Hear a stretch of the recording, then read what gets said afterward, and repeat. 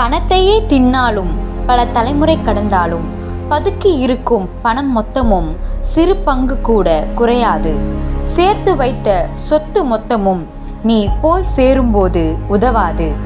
சேர்ந்து பிறந்த உடன்பிறப்பு சார்ந்து தினம் வாழாது. பணத்தை சார்ந்து வாழும் உனக்கு சாவு கூட சுகமாய் தோன்றாது. அண்ணன் தம்பி பாசம் எல்லாம் பணம் எல்லா குடும்பத்தில் சொத்து போல. அளவுக்கு அதிகமாக உள்ளவருக்கு அன்பு பாசம் எல்லாம் காசுக்குள்ளே. உழைத்து சொத்தை ஊருக்கு கொடுத்தவர் மேன்மக்கள். ஊர் சொத்தை உண்ணும் நீ பேருக்குத்தான் வாழ்கிறாய். நீயும் போய் சேரும்போது யாரு உன்னை பார்த்து அழுவார்? உன்னால் பாதித்தவர்தான் ஒழிந்தான் பாவி என்று நகைப்பார்.